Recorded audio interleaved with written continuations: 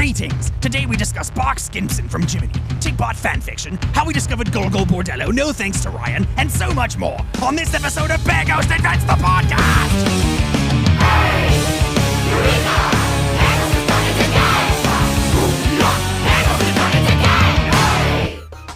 Ahoy, boogers! Welcome back to B.G.I.T.P. Invents the Podcast. This is a podcast where we plunge it into, we do the plunging into the, we plunge the inner toilets of the workings of B.G.I.T.P. That's as good of an intro as any. I got the whole gang with me. I'm Ryan. I play guitar. I got drummer Buttons. Howdy, howdy. I got bass player Do. Whoa! And we got fan favorite. Good golly. We got fan favorite T.I.G.B.O.T here. Yeehaw, cowboys. We've read so much fan fiction about T.I.G.B.O.T. Most of it is very explicit. Most of it. Most of it's very true. There are some people that have written very kind, censored fan fiction. Wait, Fan fiction isn't always explicit. Oh, I guess not the kinds that I've been reading. Oh, no. And that's been B.G.I.T.P. Invents the Podcast. See you next week. Yeah, where was I? Trump. The podcast is somehow we were number 4. Yeah, for the week. We charted. No, we were number 4 in music. Like we were just number 4th in line at the bread store. Yeah. In the bread store. Yeah, we went to the bread store right after the podcast aired, and they were like, no, you guys, get 4th in line. The coveted 4th in line spot. And we didn't move from there, so basically we were just standing in the bread store. There was nobody in line, though. There was 4 of us. So. Speaking of bread, I don't know what the lyric is, but you know that song that's like, your love is like Bread medicine. Bread medicine. Well, bread medicine is what I've been singing to my fiance, and it gets stuck in our heads constantly. So we're just constantly like, your love is like bread medicine. You don't know this song? I've never heard this Bread song. medicine is what I need. Oh, shake it up like bread medicine. Ooh, baby, I need me some wheat. Yeah, see, this is why we should all be afraid about AI taking over the jobs of musicians. Did you guys hear that? I already improved it. Need me some wheat.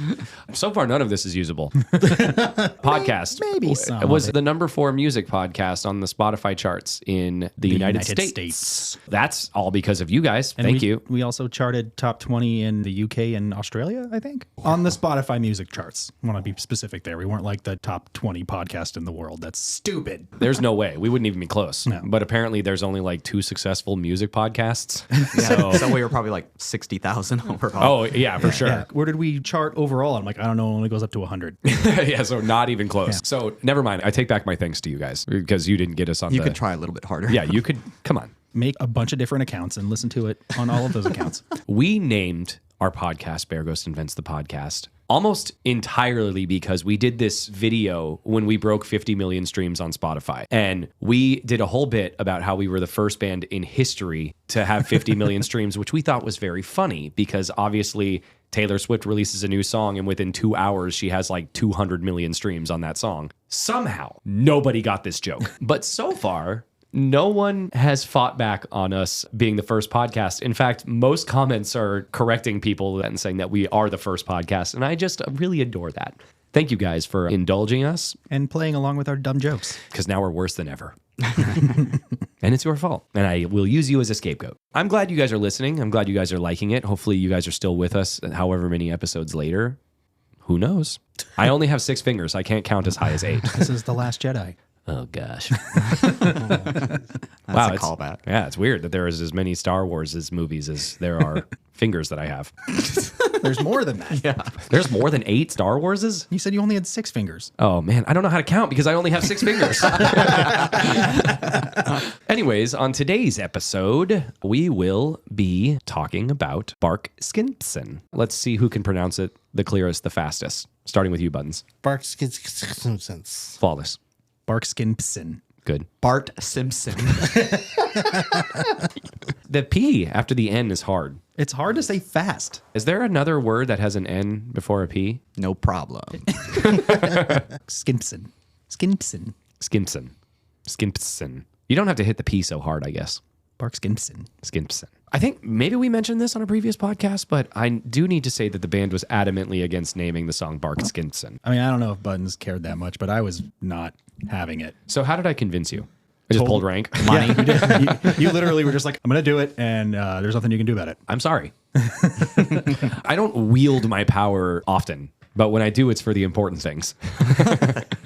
And clearly, I was right, because the hordes have taken to the socials to celebrate the naming of this song constantly. But not the song itself, because Not the song itself. This is, I don't know, the least listened to Bear Ghost song of all time. It's definitely the least listened to on the album. Whenever I see people talking about the album in our Discord or on Reddit or something, just like, man, this album is so good except for Barkinson. Do people say that? It is definitely one where, if you'll remember, when I was showing it to you, I was like, this is an album song for sure. This is a song that people might listen to once or twice and then move on from. I still really like it. And it's the first song that I wrote specifically for Jiminy. Like, there's other songs that had parts that I wrote before that I'd been trying to work on for a long time. But when thinking about a new record, Bark was the first song that I wrote. I also was really high on it when we were writing it because I had put so much that I liked into the first verse bass line. And then when I started writing lyrics, I was really proud of the lyrics that I was writing, especially in that first verse. I was just like, oh man, this is some of the best stuff I've ever written. And then it just went into a song that people are just like, skip. Yeah. Well, they are really good lyrics. I'm constantly impressed by the rhyming conventions that you use and the alliteration. It's my favorite part. I know. It rips. It rips hard. I'm just now realizing that this is just a podcast where we sit around and talk about how great we are. We're complimenting each other. Yeah, though. exactly. And then I think I'm garbage, and you think you're garbage. So we need and this. with our powers combined together, we make garbage. I was really heavy into the Dreadnoughts when I was writing this song. Oh, I love the Dreadnoughts. Yeah, they have an album called Polka Never Dies, which I just think is one of the best albums. It's one of my top 10 favorite albums of all time. And if you guys haven't heard it, I really recommend going to listen to it. We'll wait. Pretty good, right? Pretty good. It's a short album. It's not the longest album, that's for sure. It only takes 12 seconds to listen to, as we just decided. It's almost as long as the first movie ever made, of the train coming at the screen. Right. My favorite movie. This song has chords that I genuinely don't even know the names of, and it's got a lot that I'm really super proud of. So let's get to talking about it. In the defense of it being like the skip on the album song, it is the shortest song on the album. And it just repeats twice, basically. It repeats twice, and the second verse is just, like there's no lyrics. So it feels... That's not a verse, it's a bridge. Whatever. It feels like a song that you'd just be like, I disagree. Oh, thanks. What do you got to say, T.I.G.B.O.T? Well, my music taste doesn't really align with a lot of people's or whatever, but I think it might be in my top 2. Oh, whoa. Yeah. What's your other one? Maybe my favorite's probably Peas and Love. Oh, you weren't on that episode. I missed it. We had just caught you trying to overthrow world governments, so... What? I was young. Those were your rebellious days. Yeah. You lived a lifetime since then. I'm not fishing for compliments and hoping people will be like, oh no, it's great, guys. I'm just... Fishing for fish. Yeah. $5 fish. And chips. Those guys have not been back. Well, I think they went out of business because nobody knew what their business was called. It was too good a deal. Not only was it too good a deal, but where do you find them? Nowhere anymore. They just handed us a big pile of money and said, hey, can you play this commercial on your podcast? We didn't even know what to do with it. We even were just like, we don't have a podcast. We had to make a podcast. Yeah. And not only that, but then we had to throw out our office chairs to make room for the money. So we were just sitting on piles of money. And now they're out of business. Yeah, my pile of money chair has a little butt imprint in it. I know they pay in piles. That'll be 6 piles. I looked at my watch when I did that. Shut up! Stop laughing at this! This is not a drill! No jokes today, boogers. After 2 successful legs of the first tour ever tour, we're about to giddy up across the southern U.S. for leg 3! Featuring Bear Ghost, Sarah in the Safe Word, and our best mates Redwood on all dates. We'll be in Kentucky, Tennessee, Alabama, Arkansas, Oklahoma, Texas, Arizona. and it's only a couple weeks away. Hello, humans. I interrupt this commercial to softly threaten you.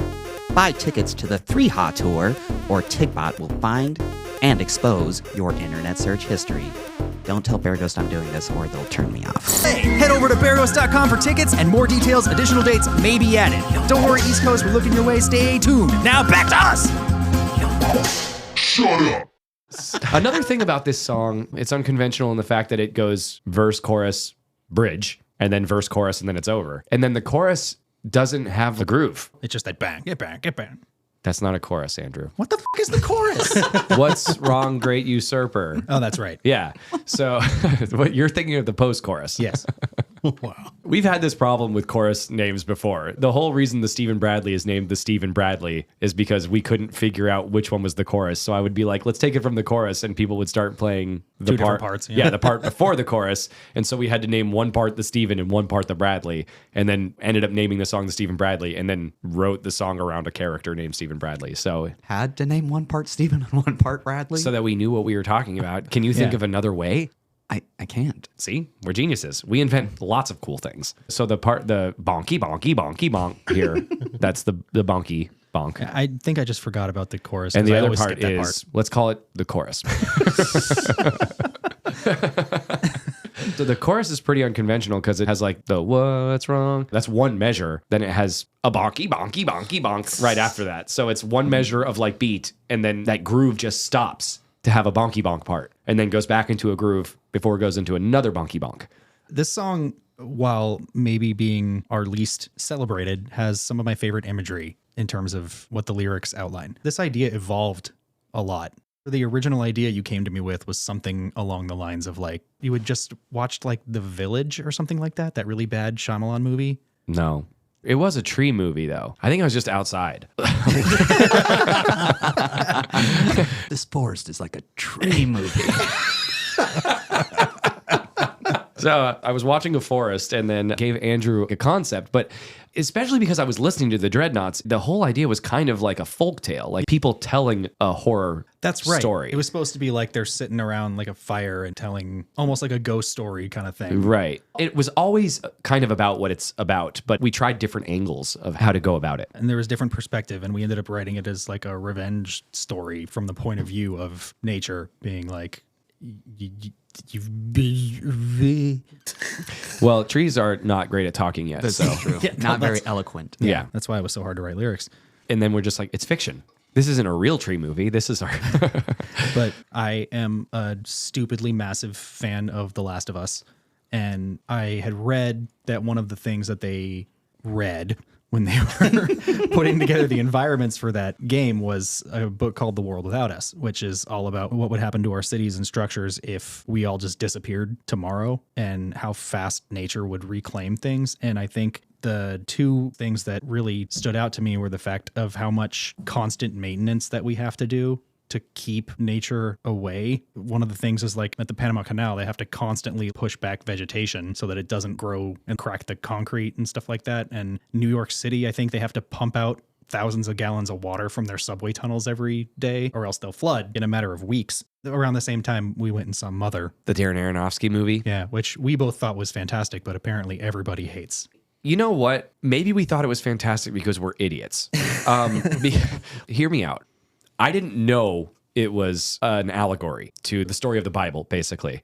And when it dawned on me halfway through that they were telling a story that was concurrent with the Bible, that's when I was just like, oh my gosh, this movie is incredible. But I didn't know until the flood part. I do remember when you showed me, I want to say it was like 6 seconds in, I was like, oh, he's God and she's Mother Nature. Yep, I did not pick up on it. I just thought it was like some weird surrealist art piece for the longest time. Whether or not Mother is a good movie or not, the whole entire concept of her character is playing Earth, whereas his character is God, bringing in all of these people, and they're just wrecking her house. And every time she tries to be like, hold on, what the fuck is happening? They just are like, shut up, go away. Yeah. And completely dismiss her. So it really ties into what this song is about, because we've been mindlessly just razing through this planet and its resources, but it's going to be here when we're gone in one form or another. And we're going to be the ones that die, and then nature's going to live on no matter what.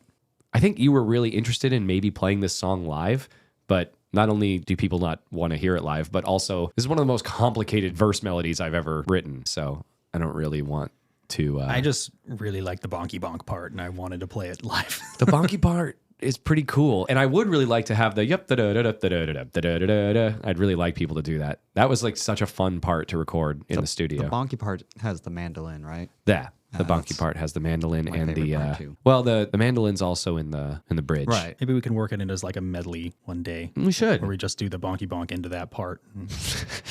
You coined that. do the bonky bonk. I thought you said bonky bonk first. Did I say bonky bonk? I don't know. Roll the tape.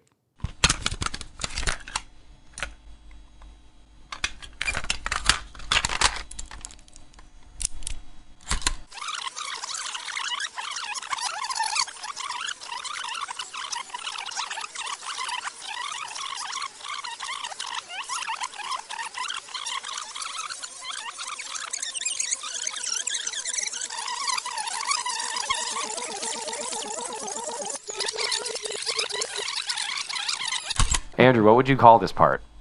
The chorus. The Donkey Kong. Oh, he called it a Donkey Kong, and I thought he said Bonky Bonk. Oh, well. Musically, though, there's a lot of cool stuff going on in this one. I have so much fun with the drums. I love the clickety-clacks and the stickety-stacks. I think you wanted something folky, but also still have some kind of aggression. The verses was the one that was like, are you sure you want me to just do that? You know, like I could was do very more. sure.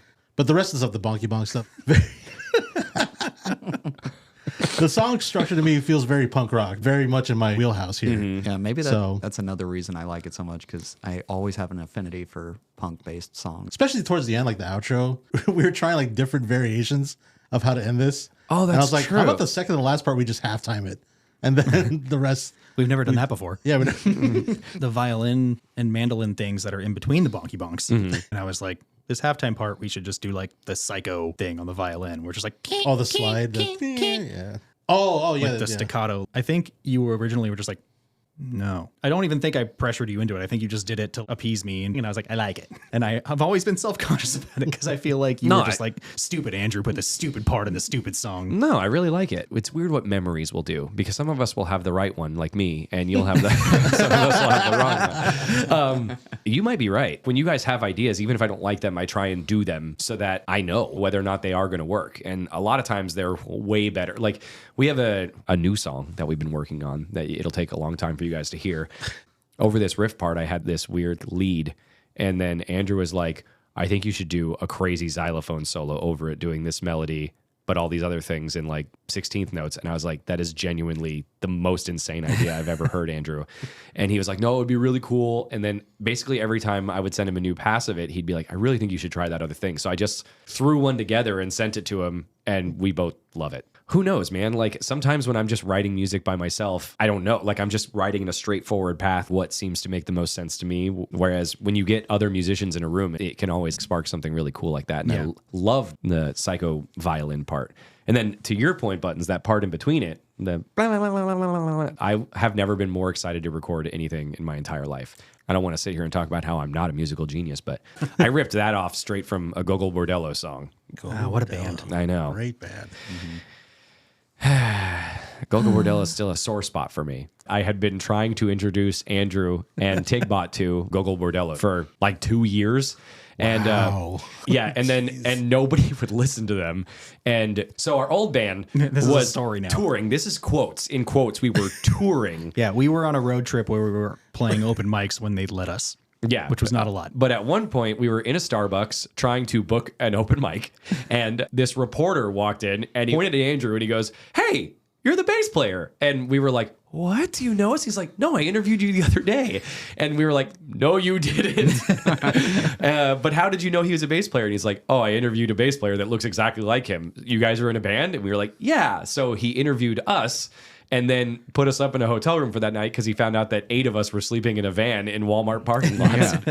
So in this hotel room where we all thought we were being very funny by sharing a king-size bed with all 8 of us, we were watching, I think, was it Conan? It was Conan. It was Conan, and he had Gogol Bordello on, and I was so excited. And then everybody treated Gogol Bordello like it was their discovery, and it drove me insane. I was like, no! By the way, shout out to Gregory Poindexter. Yeah. Oh, yeah. His name was Gregory Poindexter, and I'm sure he's a massive Bear Ghost fan. Gregory Poindexter, if you're listening, we haven't forgotten about you. No, we remember you and your incredible name. And a great set of hair. Set. How many sets of hair do you have? By the way, shout out to Sam, that track. Yes. So, yeah, lines for Sam that? Comancho. Commando. Yeah, Sam Commando. She was in a band called Damn the Weather, who we took on our first headlining tour. And she recorded the violin for that song, and it was an absolute honor to have her. So we really missed an opportunity to play that live on that tour since they were with us every Did night. not even think about that. Yeah. I don't know why we didn't do that. We had her there. Because no one likes this song. That's true. So it's your guys' fault. Way to go. Just constantly throwing your fans on the bus. And just pushing down our own song. Yeah. We sit here on our thrones of money from the $5 fish and chips sponsor. It's changed you, man. No, she did a great job.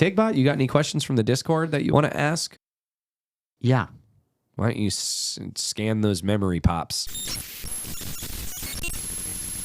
How about this one?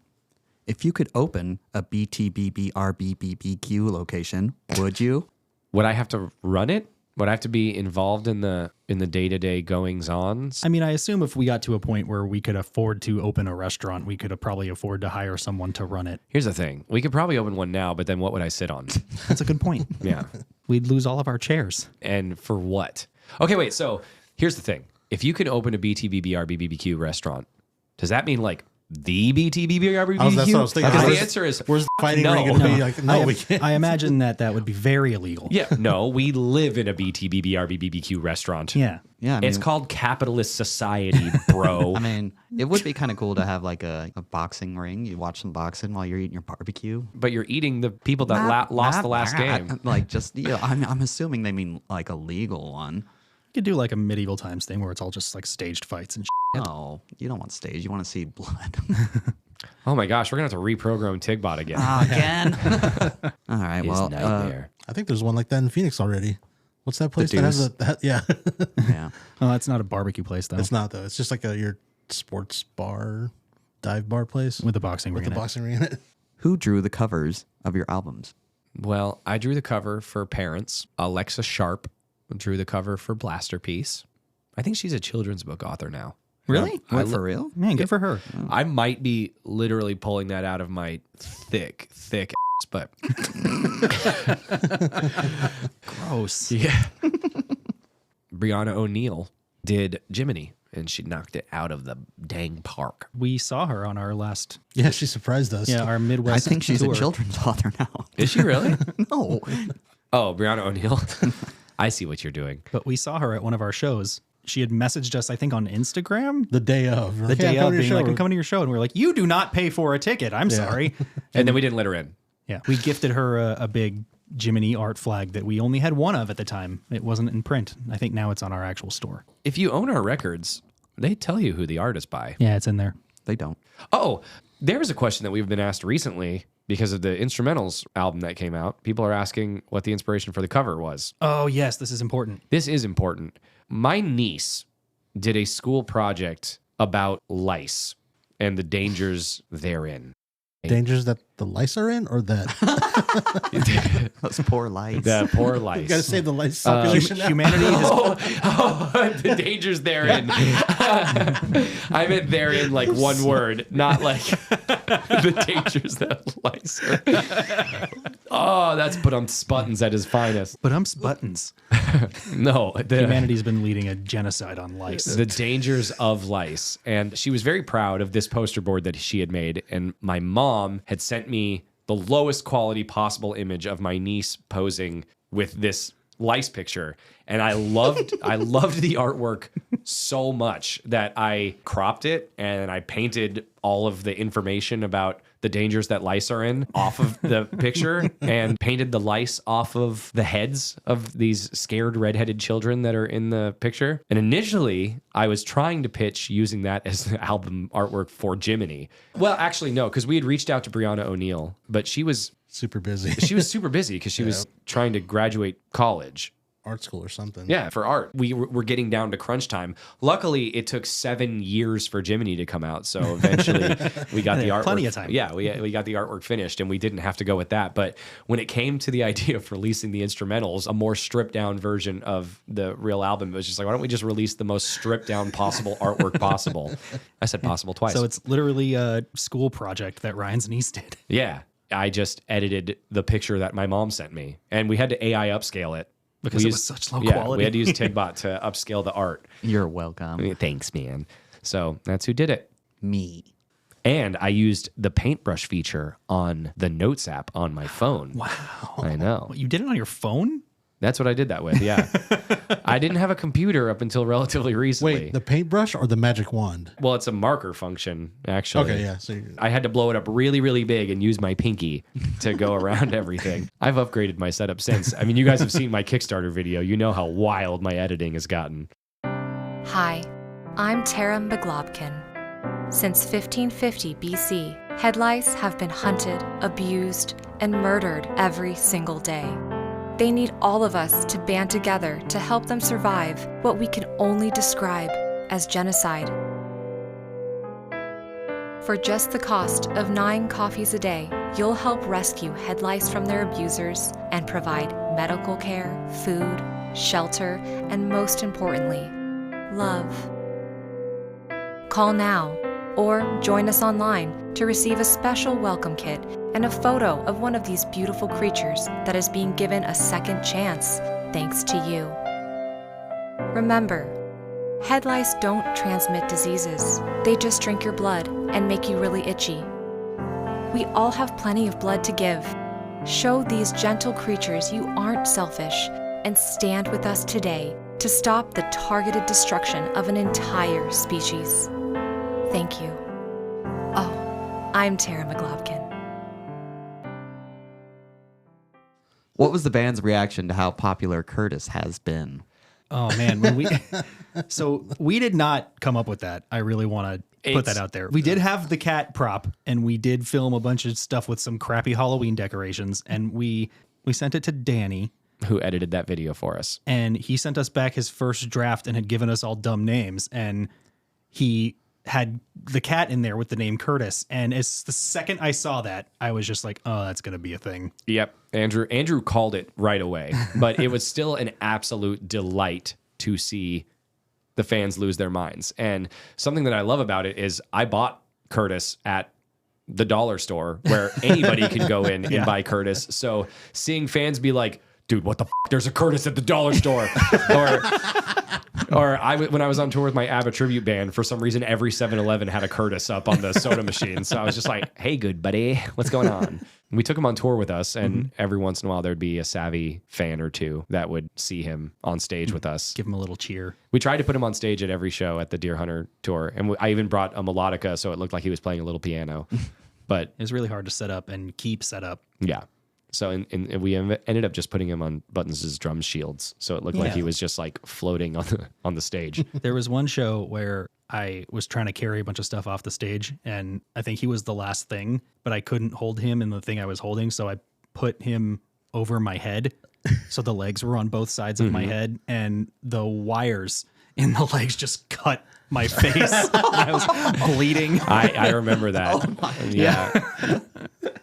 Yeah, Curtis don't f*** around. Yeah, he doesn't like people touching him. Yeah, try and put a regular cat on your head. It'll do the same thing. This person said that they're an aspiring songwriter and current musician, and they're trying to learn what we do to write lyrics. And I had a good amount of stuff to say about this, so maybe it's better to do on the podcast. Usually, we have a concept. We usually have all of the music first. A lot of artists do that the other way around. Well, they'll write a song and write music around the words they write. We are the opposite. We write words at the end. Yeah, up until probably halfway through Blasterpiece, we didn't really care about lyrics. To be 100% frank, we were big fans of like System of a Down, who did lots of just goofy stuff, but I don't know how System of a Down managed to bridge the gap between writing like serious political anthems and also banana, banana, banana, banana, terracotta, banana, terracotta. And so we didn't care. We're like, we can do whatever. But finding our niche has been helpful. Yeah. But so anyways, we were a music first band. And then it was like, let's actually try. Let's give it the old college try. And Andrew turned out to be probably the best person in the world. When I sit down to write, I usually have a concept, like I said, that Ryan will come up with. Sometimes we'll come up with stuff together. Occasionally I will have an idea by myself. But I will kind of sketch out where I want that concept to go, and because of the way that I write, I tend to write in a narrative structure, which I think we've talked about on the podcast. It makes writing choruses really hard because our story is trying to progress, and going back to the same chorus with the same lyrics is just like, this doesn't work anymore because we're further in the story. So I usually will kind of sketch out where I want the story to go, and if there's specific things that come to me, I'm just like, oh, I want this idea in there somewhere, and I'll write it out just like a regular sentence, and then as I'm writing it, I'll try to mold it into something with a rhyme scheme. And then I use Rhyme Zone, which is a website, all the time. I use thesauruses all the time. Well, they're extinct. Yeah, because I used all of them. Some people might say they never existed at all. Yeah, I and use those people are Trump supporters. I use Rhyme Zone, which is a website. I use the thesaurus all the time. If I'm like, I really want this idea in there and I can't find it, I'll usually use that to find a word that might fit the syllable count we need. If you're trying to give advice for a songwriter on how to write lyrics, really explore your own niche. Yeah. Definitely don't try and write lyrics like anybody else. There was a band that I really looked up to years ago, and the lead singer of this band, Dan Zunk, I was telling him that I couldn't write lyrics to save my life, and he was like, you haven't found your niche yet. Arguably, I still haven't found it, but Andrew and I kind of found it together, and we have a workflow that works together. Andrew's really big on lots of alliteration and lots of bouncy, goofy words, and a lot of really dense rhyming. Not just rhyming the end of a line. He rhymes many times within the line in a lot of his lyrics. But that's not going to work for everybody. If you're trying to write like somebody else, you might find it rather difficult. Do your own thing. I was just trying to give some insight into what I do and what my mental process is going through that. It's a lot of trial and error. There's some songs that I've written like 30 drafts of. I think I wrote like 35 different versions of All at Once before we landed on those lyrics. That's true. Oh, well, and then Mario Cliche took. We'll get to that in a future episode. That song took the longest out of any song we've ever written to do lyrically. That's a great question. Definitely keep at it. Anything else? Wrap it up, host boy. All right, guys, go out there and try and write your own bonky bonk and your own lyrics that go over the bonky bonk, and send your songs to us, and we'll listen to them and tell you if they suck or not. We're not going to do that. Ooh, yeah, don't. Does anybody want to help me with an intro, or do I just need to be An intro? I mean, an outro, or do I just need to be outro guy? I can be outro guy. Do you want someone else to be outro guy? Like if you have outro guy things to say. Not really. I have to pee. Yeah. Okay. Like who has to pee? Let's talk about that. I have to pee. I gotta pee really bad. Yeah, We well, all- my bladder and feels like subscribe. it's going to explode. T.I.G.B.O.T, what's it feel like not having to pee? Better. So, and Buttons, you guys both said you really have to pee. Let's explore this. Like, what's going on? We love you guys so much. We'll see you next time where we have a cover of I'm Not Gonna Tell You Yet. Goodbye. Hey, everybody. Thanks for listening. Special thanks to our Kickstarter backers. Speaking of which, we have another top tier Kickstarter reward song next week from Chris and his son, Captain Kelton, from the Discord. We are doing Paranoid Android by Radiohead. See you then.